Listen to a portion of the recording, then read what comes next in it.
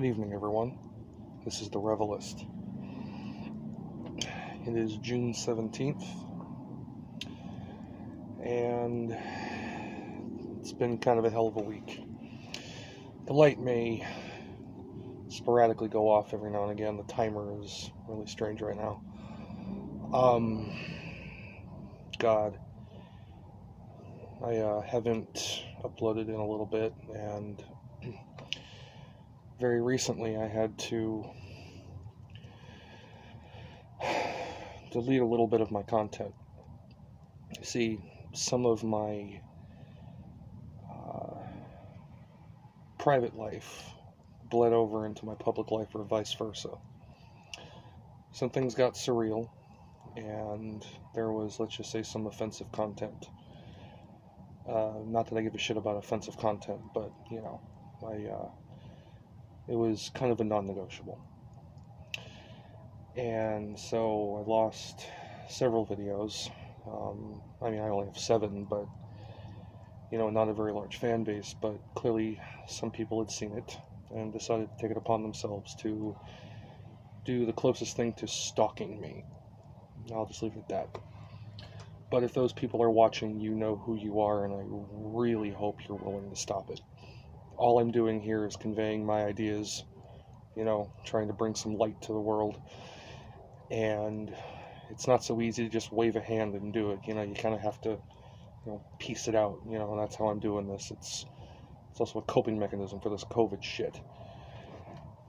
And somebody decides to take it upon themselves to, what it appears to attempt to ruin my life. So I would appreciate it if whoever it is to stop. Anyway, the title of this video is going to be Setbacks and Steps Forward. And the reason why I call it that is because, in light of the aforementioned, I did have a setback. And I became kind of paranoid with how I was going to conduct, myself over the next, few videos, like if I was going to make any anymore, losing content is not fun, especially with such a limited amount that I have and such a very small base that I, have and I'm hoping to grow. But, I have to take steps forward regardless, because this is, like I said, my outlet, but it's also something that I enjoy doing, and I intend to, no matter what happens.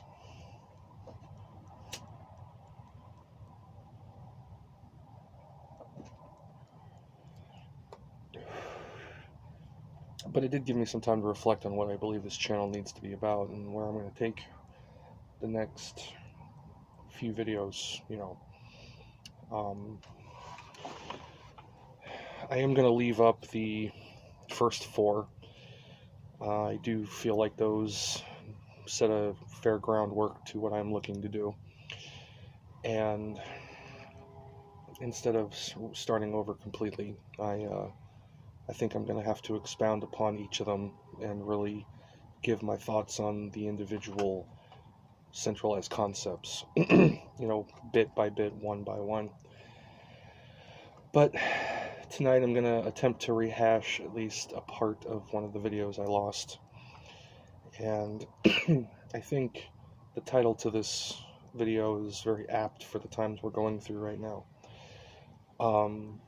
Without getting too much into the specifics of one thing that is part of one of my central tenets is the notion of ordinance and resistance. I will go more into them, as time, goes on. But,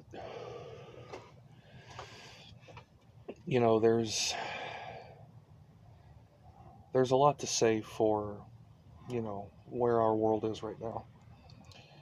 And I think if I could, actually stop, going around or beating around the bush on the topic, because it's still trying to formulate it. I would say one of the central, I would say one of the pinnacles of a civilization is its capacity to prepare and plan for any unforeseen possibility, be it the future or some conditionality which comes out of the woodwork that nobody could have planned for. Basically to help its population mitigate a disaster or just, anything from the best, unforeseen outcome to the worst. And there's no better way, at least no more widespread way that we've done that, if not for law. Law is our attempt at creating an equality in the outcome of when things go bad, to mitigate the happenstance of things that are unpredictable.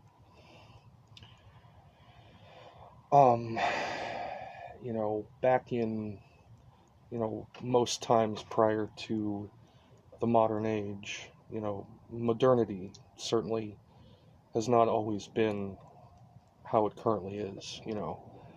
We live in one of those times that is borderline unprecedented for most of human history. When a civilization finally started to develop, it wrote laws to cultivate a sense of not only identity, but to basically demonstrate to people what was unanimously declared a good and a bad thing to do.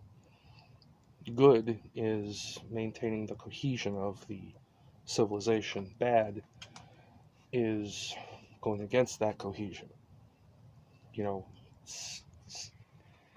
Demonstrating yourself separate from the equality that your laws afford you.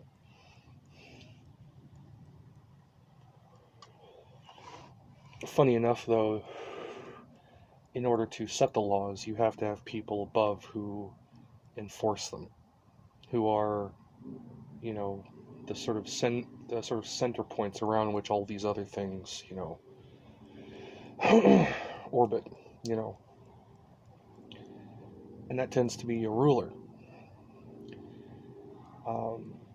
The ruler would always have someone who would protect him or her, usually always a he, depending upon the civilization. But, prior to civilization,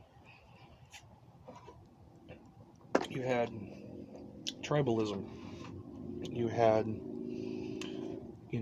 only a capacity for just so large of a grouping to be able to come together, usually people who were all related to some extent. And they would have a chief. The chief was usually somebody respected, somebody who, could be asked, kind of like a judge, to have the final say in something. But as you had more people come together, you usually would have, groups that were, let's say, once enemies, come together under one banner, and over time, they would have to learn how to live with each other. That's the civilized cohesion. And laws had to be set in place in order to keep things from, coming in, things from happening on the inside, And, I guess what I'm trying to get to is, it's not so much the rulers who are the biggest thing going on right now. It's those who are the enforcers of the law. Usually, a leader will keep out freaking June bugs. I wish the leader could keep out June bugs. That'd be great. But the warrior class usually was the ones who enforced the laws, or at the very least, maintained that no one else could come in to, attempt to spread their own, from the outside. Um, Most of the time, when you had a problem, the only way for you to keep yourself from anything around you coming in was your own, power. Did you have the correct, way to offset a problem, to mitigate a problem? And as a civilization grows, you have the, you know, the warrior class develop to maintain the laws and regulatory power of the leader who sits at the center of the society. And most of the time, the warrior class is pretty much developed from people like you and I.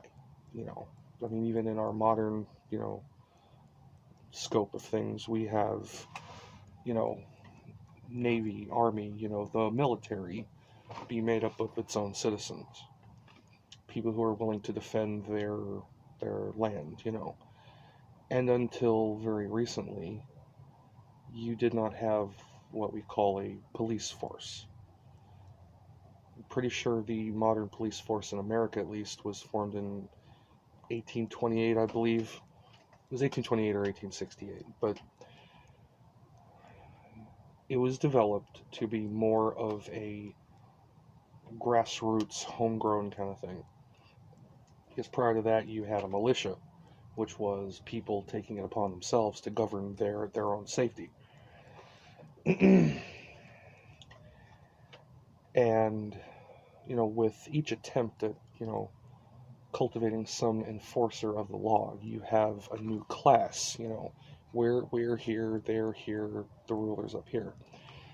And it really does appear, though, like in the modern sense, much like in the older sense, that the ruling class, no, that the enforcer class, that's what I'll call them instead of the warrior class, the enforcer class has become as if they are untouchable. In the world right now, but specifically in our country, we have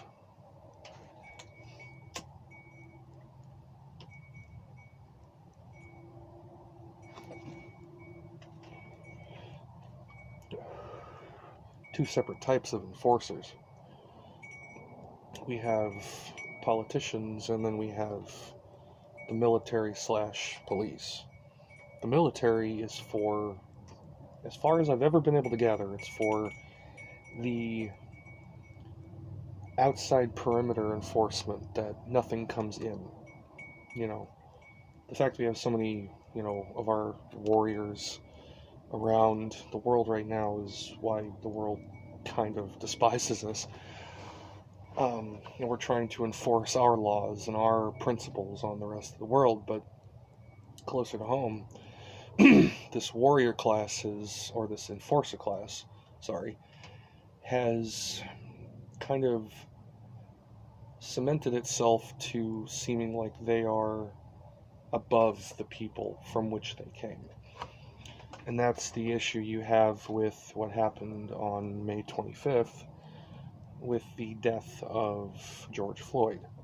Now, there are a lot of inconsistencies with his death, and I'm not going to say whether or not I believe he's dead, but there are just some radical things that a lot of people need to look into. But let's just say he was killed.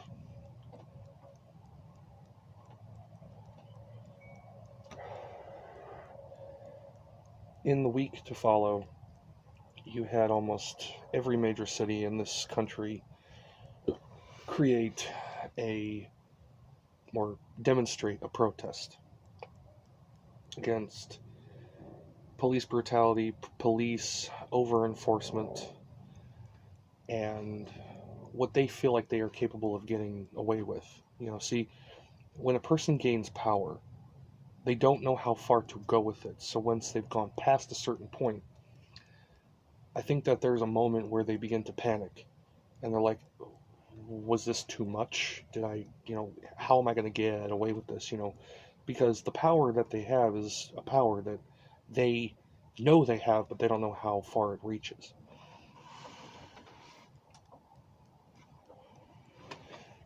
So, because they know they have the power means the power has been well established.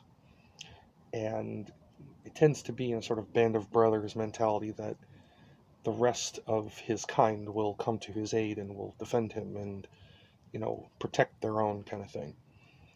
And that's what you see happen a lot. I personally have a family member who has been in jail for quite some time on a false charge in one of the most corrupt counties for the crime in the country, or in the state, in the country. And that's as far into that as I'll go. And it seems like the law there is tiered in such a way as it's a hierarchy. All facets of the municipal and judicial powers seem to have each other's backs, as if they're trying to protect something, And it gets to a point where people just aren't willing to take it anymore.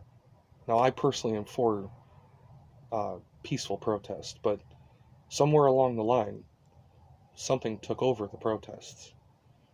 You have individuals as if they were planted where they're supposed to be. That came in the next week, and now we have these people taking over a spot of land in Seattle, Washington, the Capitol Hill Autonomous Zone.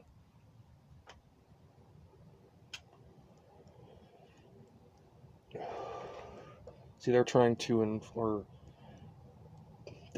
to rebut the power structure by becoming their own power structure. They don't see that they're becoming a lesser degree of how the power makes itself up. They are going back to a tribalistic mob rule kind of thing, shaking people down for resources as their resources begin to diminish, especially during a quarantine. But their whole reason for doing it is because the power structure, which, like I said, is kind of its own tier, forgot one thing. It forgot where it came from, but it specifically forgot that in order to walk above people, you have to realize that the floor that you walk on is made of a very thin line. Otherwise, you fall right back down to the level that you think you're above. That's why you have to step lightly. That's why you have to step by way of the law, and not by your own law that you make up, thinking that you're enforcing the bigger law by going about it in your own way.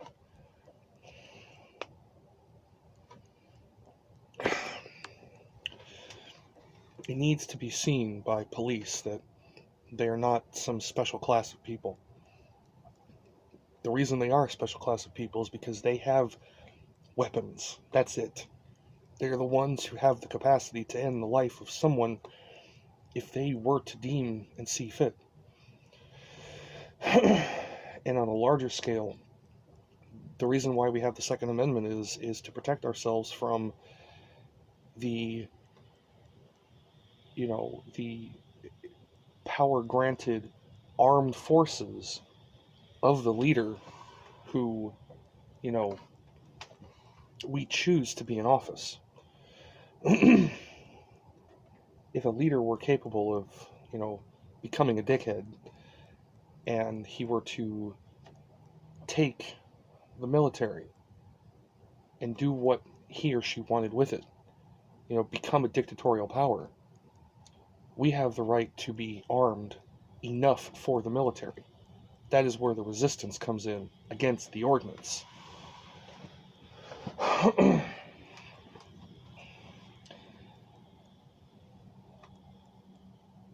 And, over time, you start to see that these powers will gain their own sense of, accomplishment. And That's why we have checks and balances, because that accomplishment, if done wrong, is the power that they think that they have that they don't really have. People just don't do anything about it. So like I said, I'm for the protest, but I'm not for a new form of government to come through.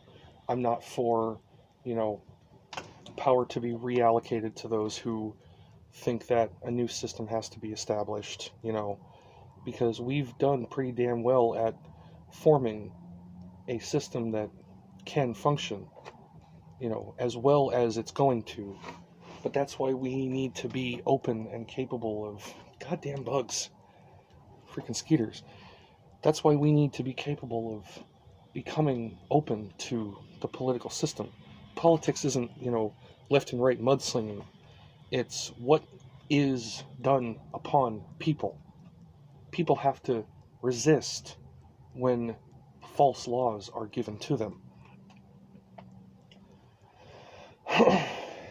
They need to open themselves to what it is that's going on around them, so something doesn't encroach upon them, and once it's in front of them, then they see it and they're like, well, where the fuck did this come from?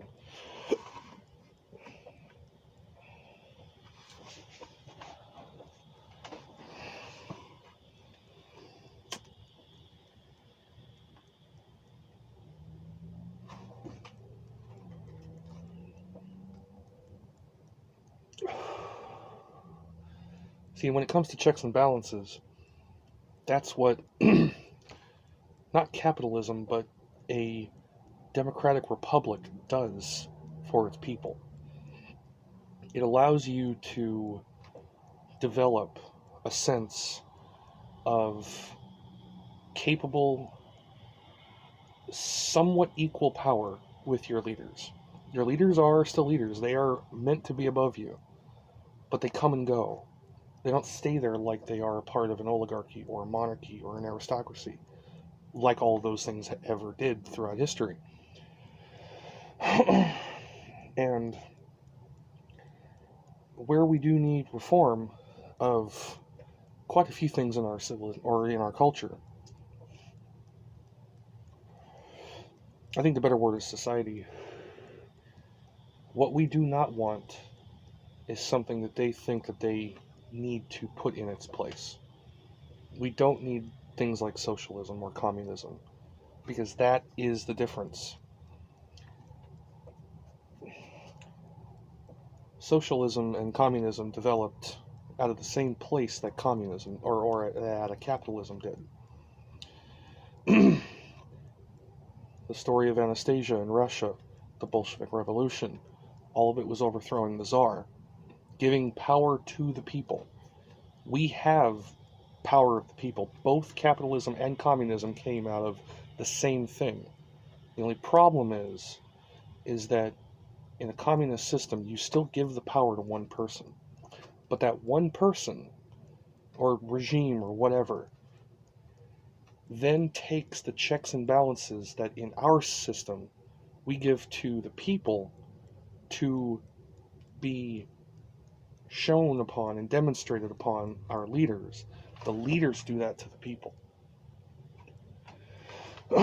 Every facet of your life is regulated.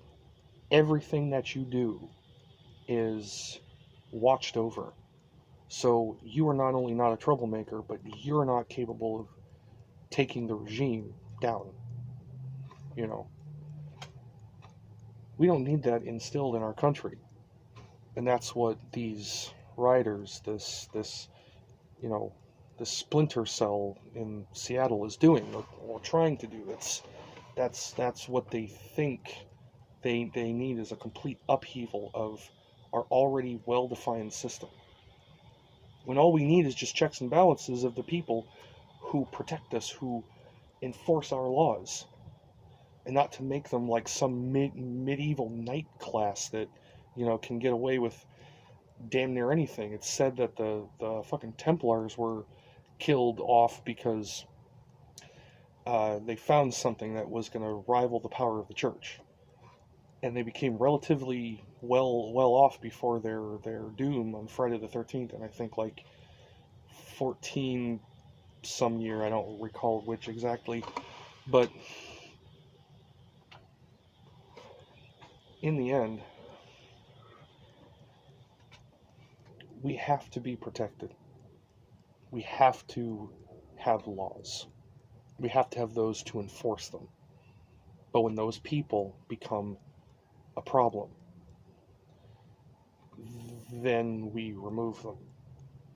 It's the same it's the same for a politician as the enforcer of the laws. It doesn't matter.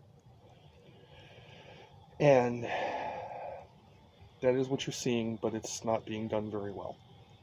And it's probably its own video to say that there are people who are attempting to, as I said earlier, kind of lost my train of thought, are trying to make it look like it's one thing when it's not. And that, I think, is the biggest thing too. That's where the setbacks come in. It's very difficult to think that all this is happening all at once like this without something provoking it along to look like a very specific thing.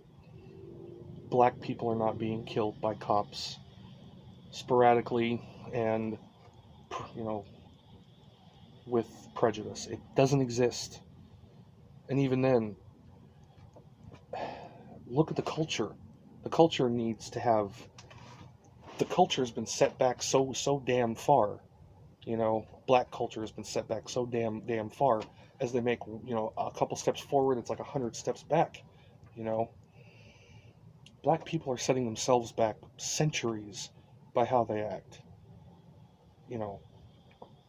But see, focusing on that shit is how we, take each of us on equal footing on our level, and we're not realizing that it's a class thing.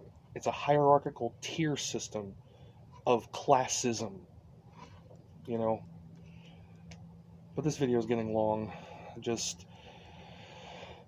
I'm back in the swing of, making videos. My setback was exactly that, and I don't have any intention of stopping, and I'm gonna press forward. But, we need to take those people above us and remind them that they walk on a very thin layer, and their power can be taken away, the rug can be pulled out from under them, and they can come right back down to our level. It's not hard. It's just, it goes so unseen, so unnoticed for so long that they begin to forget what kind of civilization they live in. A modern one, a good one, capable of helping everybody, enforcing our laws and maintaining a sense of true civility, But, as it is, things are working out the way that they're working out, but these people really need to get it together. Otherwise, it's all going to come apart, and it might take another couple centuries for us to get it back, if ever. This might be it. Who knows? But setbacks aside, steps forward have to be made in many different spheres. And if one man can do it, every group is many men, many women, many people, and it all can be done. Without violence, without stupidity, it all can be done. And I frankly welcome the funny note, the Hells Angels and the Mongols, who have been, as far as I know, lifelong enemies, are gonna take back their cities. There are cities where Antifa and BLM, Black Lives Matter, have taken it over. And I really want to see that happen. I don't want too much to go on. I don't want to make too much of the news, but certainly I welcome people to stand up and to take it to the people who they think, or who think that they are the new enforcers, who are setting themselves aside and in some senses above everyone else. But, to end this, I just want to say my normal: deviate to your own Elysium, find your own path to heaven. Alright, and let's just hope we're not all going to end up there too quickly. Anyway, this has been The Revelist, and I thank you. Good night.